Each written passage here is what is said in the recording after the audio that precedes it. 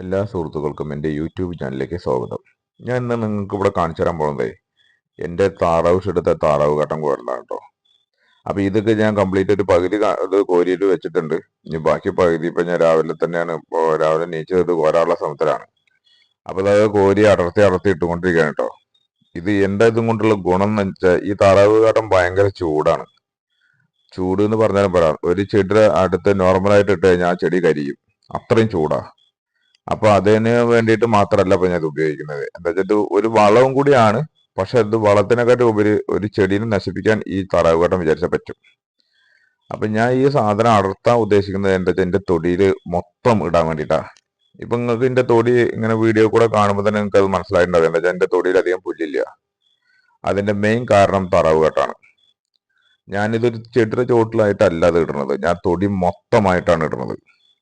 അപ്പോ പിന്നെ ചെടികൾ വരികയാണെന്ന് വെച്ചാൽ അത് ഓരോന്ന് ഇടയ്ക്ക് പറിക്കും വേണം. ഇപ്പൊ ഇത് കംപ്ലീറ്റ് ഞാൻ അത് അടർത്തിക്കൊണ്ടിരിക്കുകയാണ്. എന്താ വെച്ചാ ഇത് അടർത്തിയിട്ട് പൊടിക്കണം. പൊടിച്ചു കഴിഞ്ഞിട്ട് വേണം ഇത് വിതറാൻ തൊടി കൂടെ. വേണ്ട, അത് അടർത്താൻ സിമ്പിളായിട്ട് അടർത്താൻ പറ്റുന്നുണ്ട്. ഒരു 5 ഇഞ്ച് കനം ഉണ്ടാവും കേട്ടോ. ഇത് കണ്ടില്ലേ, ഒരു 5 ഇഞ്ച് കനുണ്ട്. അപ്പൊ ഈ സാധനം ആണ് നമ്മൾ പൊടിക്കാൻ ഉദ്ദേശിക്കുന്നത്. ഞാൻ പൊടിക്കണ വീഡിയോയും കാര്യങ്ങളും ഇടുന്നതൊക്കെ ഞാൻ അടുത്ത വീഡിയോയിൽ നിങ്ങൾക്ക് കാണിച്ചു തരാം.